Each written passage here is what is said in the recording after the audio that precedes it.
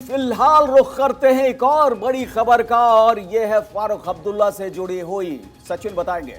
जी हाँ, देखिए फारूक है कि मानते ही नहीं। फारूक अब्दुल्ला का एक बयान सामने आया, सीना को लेकर एक बड़ा बयान दे दिया, जिसकी वजह से अब लगातार वो सुर्खियां बटोर रहे हैं। कश्मीर में अगर चुनाव होते हैं, अगर आप इस बात का जिक्र करते हैं और कहते हैं कि देखिए सेना अगर दखल देगी तो हम तूफान ला देंगे, फारूक अब्दुल्ला ने इस बात का जिक्र किया है। चुनाव में दखल ना दें, नहीं तो ऐसा तूफान आएगा जिसे आप काबू नहीं कर पाएंगे। ऐसी धमकी देने वाले नेशनल कॉन्फ्रेंस के अध्यक्ष फारूक अब्दुल्ला हैं, कोई और नहीं। ये जिम्मेदार राजनेता हैं और इन्होंने ऐसे अनर्गल बयान दिए हैं। ये लोग लोकतंत्र की वकालत तो करते हैं, लेकिन सेना और सरकार को धमकाने से बाज नहीं आते हैं। तो सवाल है कि डराएंगे तभी जीत पाएंगे। बार बार सेना का अपमान करना क्या इनकी फितरत में है? क्या सत्ता के लिए अब्दुल्ला परिवार किसी भी हद तक गिर सकता है? क्या कश्मीर में लोकतंत्र के दुश्मन यही लोग हैं जो सेना को गाली देते हैं, तभी कश्मीर के लोगों के दिलों में राज कर पाएंगे? एक बड़ा सवाल यह भी उठता है कि क्या कश्मीर में शांति के दुश्मन यही लोग हैं जो सियासत के लिए खून खराबा कराने के मास्टर हैं? और ये सियासत के लिए खून खराबा करने के मास्टर हैं ये भी। और आज इसी मुद्दे पर हम बहस करेंगे, लेकिन बहस की शुरुआत करें उससे पहले आइए आपको सुनाते हैं कि आखिर फारूक अब्दुल्ला ने कहा क्या है। गौर से सुनिए। आज मैं फौज से कहना चाहता हूं, खबरदार, आप इलेक्शन में कोई ऐसा काम न करिएगा। मैंने कहा आज मैं आपसे गुजारिश कर रहा हूं, ऐसा काम नहीं करिएगा। लोग जिसको वोट दें उसको देने दीजिए, आप उसमें इंटरफेरेंस नहीं करिएगा। मैं हुकूमत से भी कहता हूँ, खबरदार रहिएगा, नहीं तो वो तूफान आएगा जिस तूफान को आप फिर कंट्रोल नहीं कर सकते। हम जान देने के तैयार हो जाएंगे, याद रखिएगा। फारूक अब्दुल्ला पहला होगा जो उसके खिलाफ एजुकेशन करेगा। इसलिए आपसे कहता हूँ, जमात को मजबूत कीजिए। हम जमात से हैं, जमात के बगैर कुछ भी नहीं है। फारूक अब्दुल्ला अगर है तो इस निशान से है, ये हल का निशान जो है तब फारूक अब्दुल्ला है, इसके बगैर फारूक अब्दुल्ला कुछ नहीं। और देखिए फारूक अब्दुल्ला के इसी बयान के बाद सियासी हलकों में भी घमासान मचा हुआ है। क्या प्रतिक्रियाएं सामने आ रही हैं, जरा ये भी सुन लीजिए। न वहां के लोगों को एतमाद में लिया है, न वहां के नेताओं को एतमाद में लिया है, और फौज की बड़ी तादाद कश्मीर के अंदर लगा दी है।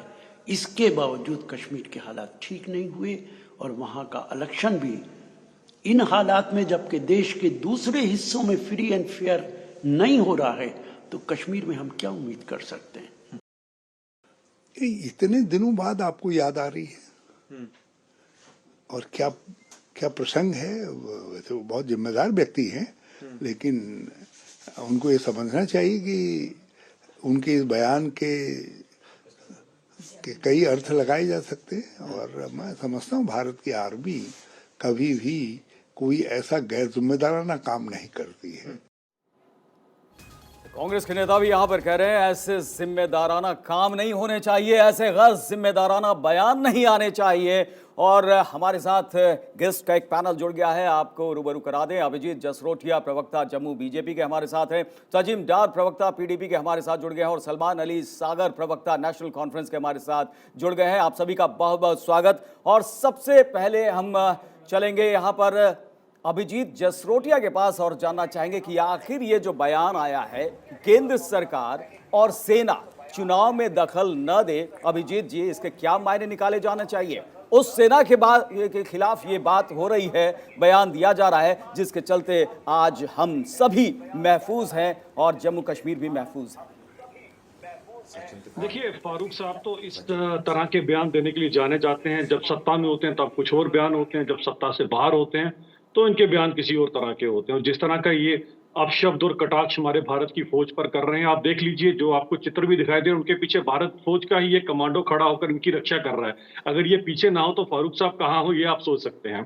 खैर, ऐसी बातें करना मैं समझ सकता हूँ फारूक साहब क्यों करते हैं ऐसी बातें। दूसरी बात यह आती है कि फारूक साहब को ये याद होना चाहिए कि भारत की ये वही साहसी सेना है। अगर ये बारामूला से उन कवालियों को, उस पाकिस्तान की सेना को ना खदेड़ती तो आज कश्मीर का भी वही हाल होता जो मीरपुर का हुआ था। मीरपुर मैसेकर के बारे में हिंदुस्तान के लोग कम जानते हैं। मैं जरूर चाहूंगा कि सभी के सभी पढ़ें, ताकि उन्हें पता लगे कि भारत की फौज, जिसे केवल 10 मील की दूरी पर रोक दिया गया था, वरना मीरपुर भी हम बचा लेते थे। और अगर भारत की वो फौज बारामूला में ना होती तो आज कश्मीर का भी मीरपुर वाला हाल होता। खैर, जहां तक रही बात फारूक अब्दुल्ला साहब की, जो इन्होंने बयान वहां पर दिया है डोडा में, वो 1996 के संदर्भ में बोलते हैं कि वहां जब मैं गया तो लोगों ने मुझे ऐसा कहा और वैसा कहा, जबकि 1996 में इन्हीं का वहां से उम्मीदवार जीता था और उसने जो उस समय वोट लिए थे वो 13,000 कुछ के करीब थे। और 1987 यानी कि उससे पहले की इलेक्शन में डोडा से जो उन्होंने वोट लिए वो 13,100 थे, जबकि इन्होंने वो पूरी की पूरी रिग्ड इलेक्शन की थी। तो इस तरह के बेबुनियाद और बेतुके बयान देकर लोगों को ये बरगला सकते हैं, पर इन्हें ये तो नहीं क्या पता कि जानबूझकर जम्मू वो कश्मीर में बातें ऐसे भुला लोग हैं। डालते हैं ये फारूक अब्दुल्ला साहब? और क्या अगर भारतीय सेना के खिलाफ, केंद्र सरकार के खिलाफ बयान नहीं देंगे तो क्या उन्हें वोट नहीं मिलेंगे? उन्हें इस बात का डर है? ऐसी वाकई अगर वास्तविकता में देखिए तो ऐसी बात है नहीं।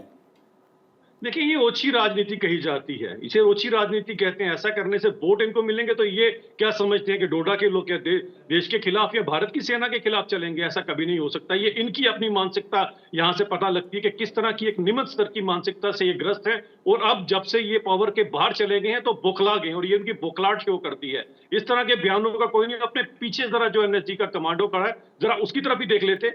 एक कदम तो बिना फौज के फारूक अब्दुल्ला नहीं, साहब ठीक है, बिल्कुल सही कह रहे हैं आप, बिल्कुल सही कह रहे हैं आप अभिजीत जी। देखिए, ऐसे बयान जो हैं वो कहीं ना कहीं बर्दाश्त भी नहीं किए जाएंगे, क्योंकि वो सेना जिसकी वजह से आज हम अपनी बाउंड्रीज में बहुत सुरक्षित है, उसको लेकर ऐसे बयान दिए जा रहे हैं। सलमान साहब जुड़े हुए हैं। सलमान साहब, ये कौन से तूफान की बात कर रहे हैं फारूक जी? और बिना सेना के चुनाव कराने की बात कर रहे हैं आप? वो सेना जिसकी वजह से आज आप अपने घर में सुरक्षित महफूज बैठे हुए हैं, उस सेना को आप ललकार रहे हैं।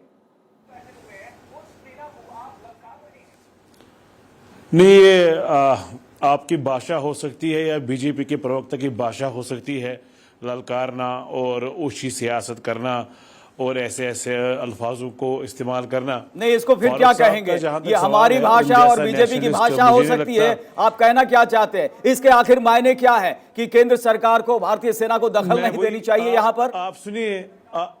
आप सुनिए, ये आपकी भाषा हो सकती है, मैं अपनी भाषा बताता हूं आपको। बताइए। मैं अपनी ऑर्गेनाइजेशन की भाषा बताता हूं कि जिसके प्रेसिडेंट डॉक्टर फारूक अब्दुल्ला है। हमारा मुल्क के साथ जो कंट्रीब्यूशन हमारी जमात का और हमारी लीडरशिप का है, वो कोई बीजेपी का लीडर या कोई भी क्लेम नहीं कर सकता है। आप बात कर रहे थे कि भाई बारामूला में ऐसा हो गया और 47 में ये चीजें हो गई, लेकिन ये आप इग्नोर कर रहे हैं कि शेर कश्मीर शेख महमूद अब्दुल्ला ने उस वक्त ऑप्ट किया इस मुल्क के साथ आना, जबकि पूरी दुनिया में टू नेशन, पूरे मुल्क में टू नेशन थ्योरी का ये सिलसिला चल रहा था। तो हमने हमेशा मुल्क के कानून सलमान जी, देखिए आपने क्या किया, आपने क्या किया, इस पर कोई सवाल नहीं कर रहा है। आपने क्या किया प्रदेश के लिए, देश के लिए, उस पर कोई सवाल नहीं कर रहा है। लेकिन आप ये कह रहे हैं कि आपकी पार्टी का कंट्रीब्यूशन है, क्या सेना का कोई कंट्रीब्यूशन नहीं है? क्या सेना का कोई कंट्रीब्यूशन नहीं है? सर सलमान सर, मेरा सवाल सुनिए, मेरा सवाल सुनिए। क्या सेना का, जवानों का कोई कंट्रीब्यूशन नहीं कश्मीर में? लिंच किया जा रहा है, वो आपके लिए खबर नहीं है, लेकिन एक लीडर बोल रहा है कि इलेक्शन में रिगिंग नहीं होनी चाहिए, ये आपके लिए खबर है। मैं सिर्फ ये कहता हूं कि अगर कोई भी नेशनलिस्ट और इंडियन फारूक अब्दुल्ला साहब जैसे बंदे के इंडियन क्रेडेंशियल्स डाउट करता है तो वो खुद इंडियन नहीं है। फारूक साहब का कंट्रीब्यूशन वो है कश्मीर को लेके इंडिया में, जब 96 में बीजेपी जैसी नेशनलिस्ट पार्टी यहां नहीं लड़ सकती थी, कांग्रेस नहीं लड़ सकती थी, तो नेशनल कॉन्फ्रेंस लड़ी और फारूक साहब लड़े, और फारूक साहब आए और यहां इलेक्शन लड़े और रेल को पटरी पे लाया। हमारे हजारों लोग मारे गए। हम फौज के खिलाफ हो नहीं सकते, क्योंकि हमें पता है आज अगर फौज का कोई मरता है, हमारे अपने लोग मरे, हमारे अपने वर्कर मरे हैं इस मुल्क के लिए, इस मुल्क की सालमियत के लिए। लेकिन अगर कहीं गलत होता है, अगर कहीं बिल्कुल, इसीलिए मुल्क जो है वो सामने आना चाहिए। सबसे बड़ा अगर है तो मुल्क है, और मुल्क के लिए हम सभी मिलकर काम करते हैं। अभिजीत जी, हम आपको यहां पर लाना चाहेंगे। जो बातें सलमान जी कह रहे हैं, आपका क्या जवाब? रखने की जरूरत है। झूठ बोल रहे हैं। सबसे पहली बात ये आती है कि सबसे बोल रहे हैं कि हमने इखलाक किया हिंदुस्तान के साथ। ये कौन होते हैं इखलाक करने वाले? जिनकी ये नाम ले रहे हैं वो बेगानी शादी में अब्दुल्ला दीवाने थे।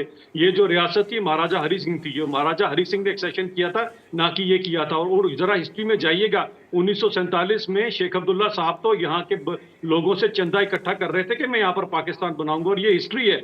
और उसके बाद महाराजा हरि सिंह ने एस्केलेशन किया, तो कम से कम ये झूठ बोलकर लोगों को ना गुमराह करें। आप लोगों को गुमराह कर सकते हैं, लेकिन हम यहाँ सच्चाई जानते हैं और इतिहास पे अगर आपकी पैनल पे अगर आपकी पैनल पे ऐसे लोग आते हैं जिनको हिस्ट्री का ABC नहीं पता, तो हिस्ट्री आप भी दुरुस्त कर लें। सुनिए उनकी बात, सुन लीजिए फिर अपनी बात कहिएगा। 1987 में इन्होंने इलेक्शन की रिगिंग की। MUF नाम की एक पार्टी हुआ करती थी। सलमान साहब उनकी बात सुन लीजिए। देखिए आपको भी हमने मौका दिया, आपने अपनी बात रखी, अब जरा उनकी बात सुन लीजिए, फिर जो हिस्ट्री की बात कर रहे हैं वो आप भी कर लीजिएगा। 1987 जब MUF नाम की पार्टी यहां पर जीत रही थी और बोखलाहट देखिएगा नेशनल कॉन्फ्रेंस की कि ये कुर्सी का इतना लोभ और सत्ता का इतना लोभ था, इन्होंने रातों रात उसके रिजल्ट चेंज कर दिए, रातों रात चेंज कर दिए और जीते हुए पार्टी को हरा दिया, हराई हुई पार्टी को जिता दिया। उसके बाद बंदूक जो है दाखिल हो गई कश्मीर के अंदर। जितनी कश्मीर के अंदर कत्लो गारत हुई है, जितना जेलम में खून बहा है, उसका कोई कसूरवार है तो ये फारूक अब्दुल्ला कसूरवार है, ये नेशनल कॉन्फ्रेंस कसूरवार है। जितने मासूम कश्मीरियों का खून बहा है उसके कसूरवार यही लोग हैं। और अब इस तरह के चुनाव बयान देकर, क्योंकि लोगों ने इनको सत्ता से बाहर कर दिया है, इसीलिए इनकी बौखलाहट आपके सामने नजर आ रही है। तो ये चंद अपॉर्चुनिस्टिक लोगों की पार्टी है जिसका के सामने इतिहास है। पूरा कश्मीरियों के खून के साथ इनके हाथ रगे हुए हैं। 87 से लेकर आज तक जितने कश्मीरियों की कत्लो गारत हुई है उसका अगर कोई कसूरवार है तो यही फारूक अब्दुल्ला और यही। ठीक है अभिजीत जी आएंगे आपके पास। ठीक है सलमान सर की बात सुनेंगे, अभिजीत जी आपकी भी बात लगातार हम सुन रहे हैं। हमारे साथ PDP के प्रवक्ता तंजीम डार भी सुने यहाँ पर जुड़े हुए हैं। तंजीम जी आपको क्या लगता है फारूक अब्दुल्ला ने जो बयान दिया जनता के सामने, उस बयान के क्या मायने हैं?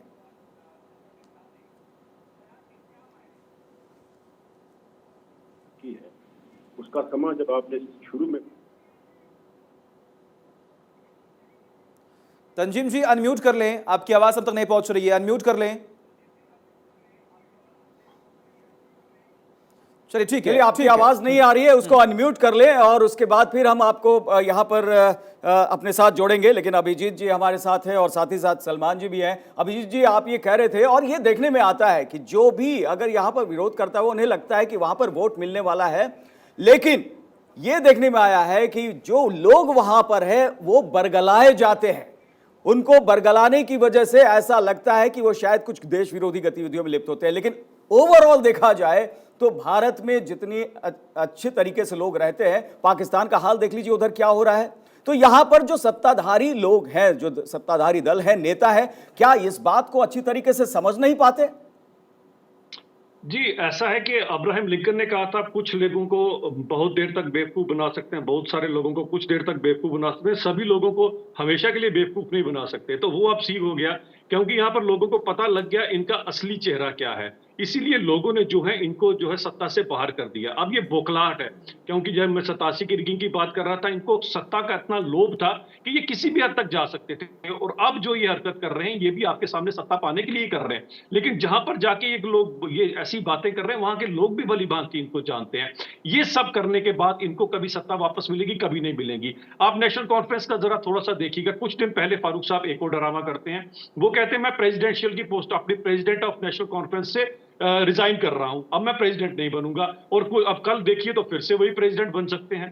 तो जो नेशनल कॉन्फ्रेंस है, this is a party of the Abdullahs, by the Abdullahs and for the Abdullahs. Abdullahs के सिवा कोई नहीं आएगा, क्योंकि ये परिवारवाद से ग्रस्त पार्टी है। ठीक है, इसीलिए अपने परिवार को बचाने के लिए ये ठीक है सर, ठीक है। डॉक्टर साहब कुछ बोल रहे थे आप, बोलिए। सचिन जी मैं ये कह रहा था कि आपने जब डिस्कशन की शुरुआत की, आपने समा उसी वक्त बांध के एक नैरेटिव सेट कर दिया कि फारूक साहब जो है वो कटघरे में आपने खड़े कर दिए। आपने फारूक साहब की पूरी तकरीर नहीं सुनी और आधी एक तकरीर का एक हिस्सा पकड़ के आपने उस पर डिस्कशन शुरू कर दी। आज तो डिस्कशन नेशनल लेवल पे बहुत से ऐसे मुद्दे हैं। ये आरोप कोई नया नहीं है सर आपका, ये आरोप कोई नया नहीं है। हमने पूरा बयान सुना है सर, हमने पूरा बयान सुना है और सोच समझ कर ही हम चर्चा कर रहे हैं। और ये सिर्फ हम नहीं, इस पूरे बयान पर देश में बात हो रही है। बिल्कुल, और वो लाइन इसलिए पकड़ ली क्योंकि वो लाइन इस तरह की थी जिसे सुनवाना जरूरी था। डार साहब आपकी बात यहां पर रखेंगे, आपकी बात सुनेंगे, लेकिन फारूक अब्दुल्ला ने क्या कहा है चलिए एक बार फिर से सुनवा देते हैं, फिर उस पर आपकी हम बात रख लेंगे। आज मैं फौज से कहना चाहता हूं, खबरदार आप इलेक्शन में कोई ऐसा काम न करिएगा। मैंने कहा आज मैं आपसे गुजारिश करता हूं, ऐसा काम नहीं करिएगा। लोग जिसको वोट दें उसको देने दीजिए, आप उसमें इंटरफेरेंस नहीं करिएगा। मैं हुकूमत से भी कहता हूँ खबरदार रहिएगा, नहीं तो वो तूफान आएगा जिस तूफान को आप फिर कंट्रोल नहीं कर सकेंगे। हम जान देने के तैयार हो जाएंगे, याद रखिएगा। फारूक अब्दुल्ला पहला होगा जो उसके खिलाफ एजुकेशन करेगा। इसलिए आपसे कहता हूं जमात को मजबूत कीजिए। हम जमात से हैं, जमात के बगैर कुछ भी नहीं है। फारूक अब्दुल्ला अगर है तो इस निशान से है, ये हल का निशान जो है तब फारूक अब्दुल्ला है, इसके बगैर फारूक अब्दुल्ला कुछ। तो डॉक्टर साहब, सुना आपने फारूक अब्दुल्ला जी ने क्या बयान दिया है, और यही सुनवाना चाहते थे ताकि आपकी राय बहुत स्पष्ट तौर पर सामने आए। ये एक तरीके से धमकी, अगर इसे न माने तो फिर क्या माने, तूफान आ जाएगा। और जमात की बात कर रहे हैं, मुल्क की बात होनी चाहिए नहीं होनी चाहिए? मैं बात करूं कुछ? बोलिए बोलिए। हाँ, मैं ये कह रहा हूं कि जो फारूक साहब ने कहा है इसमें कोई शक नहीं है कि हिंदुस्तान की फौज दुनिया की सबसे डिसिप्लिन फौज है और हमें उस पर फख्र है, इसमें कोई दो राय नहीं है। लेकिन कश्मीर के कंटेक्स्ट में अगर फारूक साहब ने जो बात कही है इसको आप सिरे से नकार नहीं सकते। उन्होंने जो बातें कही हैं उन्होंने कोई इल्जाम आयद नहीं किया, उन्होंने कहा है कि ख्याल रखा जाए, क्योंकि कश्मीर के कंटेक्स्ट में कुछ ऐसे पहली चीजें हुई हैं जिनको वो कहना चाह रहे हैं कि ऐसा नहीं होना चाहिए। आज डिस्कशन के मौजू, आज मुझे ये समझ नहीं आती, फारूक साहब की एक स्टेटमेंट पकड़ के आप लोग यहाँ बैठ गए डिस्कस करने के लिए। कितने मुद्दे हैं आज 1990 में जो कश्मीरी पंडितों के साथ हुआ वो नहीं होना चाहिए, ये बात क्यों नहीं बोलते? आज गिरिराज, ये बात आप भी क्यों नहीं बोलते? मौजू नहीं है जो कहते हैं कि 1947 में मुसलमानों को यहाँ से बाहर चले जाना चाहिए था, यहाँ आना ही नहीं चाहिए था। आप लोगों के लिए ये मुद्दा नहीं है बोलने के लिए। आप फारूक साहब की, महबूबा जी की ये स्टेटमेंट पकड़ के आप एक अलग से नैरेटिव सेट करते हैं यहाँ पे।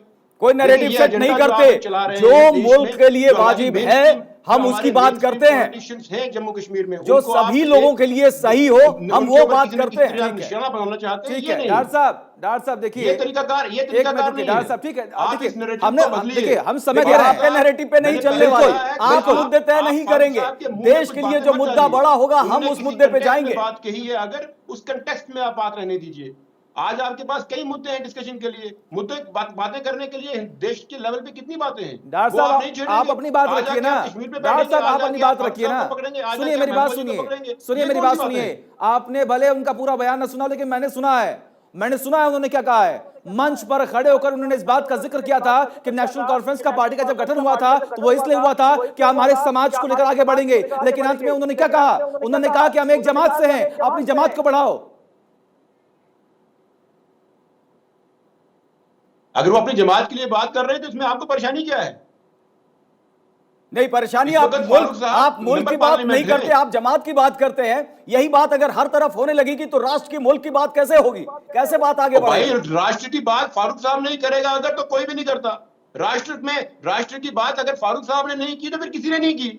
आप ये क्या बातें लेके बैठे हुए हैं? अभिजीत जी, यहाँ पर नैरेटिव सेट करने की बात हो रही है, मुद्दों की बात हो रही है। क्या ये बताया जाना जरूरी नहीं है कि जम्मू कश्मीर भी भारत का वो हिस्सा है जहां पर बहुत सारे लोग सिर्फ इसलिए ही महसूस है पूरे देश में, अगर हम बात कर लें, क्योंकि हमारी सेना जितनी डिसिप्लिन है, जो कि डार साहब भी कह रहे हैं, उसकी वजह से, और फारूक अब्दुल्ला जैसे नेताओं को भी इस बात का एहसास होना चाहिए। कायम रखने के लिए अपना कंट्रीब्यूशन दिया है, आप उसको निकाल देना चाहते हैं, इसको इररिलेवेंट दिखाना चाहते हैं क्या? हिंदुस्तान के लोगों के सामने आप ये बताना चाहते हैं कि फारूक साहब यहाँ पे है, वो आप इंटरनेशनल है, आएंगे आपके पास, आपकी बात सुन रहे हैं, हम जानते हैं सर, हम जानते हैं। बाकी आप सब एंटी नेशनल कर दिए हुए आपने। ठीक है अभिजीत जी बोलिए। कि मैं इनकी बौखलाहट भली भांति समझ सकता हूँ। एक परिवारवाद से ग्रस्त पार्टी दूसरे परिवारवाद से ग्रस्त पार्टी के लिए बोलेगी, क्योंकि PDP of the Muftis, by the Muftis और फॉर द मुफ्तीज है। इलेक्शन से तो बाहर आ गए थे, यहाँ फारूक अब्दुल्ला कह रहे हैं कि उनसे गलती हो गई थी, वो इलेक्शन नहीं लड़े थे, वो पंचायत चुनाव लड़ना चाहिए था। गलती तो वो मान रहे हैं, इलेक्शन तो यहाँ पर हो ही रहे हैं। डार साहब, इलेक्शन से कोई यहाँ नहीं घबराता और आप ही लोग पीछे हट जाते हैं। फारूक अब्दुल्ला खुद कह रहे कि गलती हो गई, आगे से हमें चुनाव में हिस्सा लेना चाहिए। अपने कार्यकर्ताओं से वो कह रहे थे यहाँ इलेक्शन करवाइए। इनके लिए इलेक्शन क्या है? सबसे पहले बताता हूं आपके लिए इलेक्शन क्या है। इनके लिए इलेक्शन है कि केवल और केवल मुफ्ती परिवार के लिए जो, क्योंकि इनकी पार्टी भी आपकी मुफ्ती गायदी मुफ्ती और भाई फोबिया है आप लोगों को, हालात ठीक तो नहीं है। वजह सिर्फ ये है एक परिवार के इलेक्शन करानी है तो इन्होंने ठीक है, ठीक है डॉक्टर साहब सलमान साहब को कीजिए।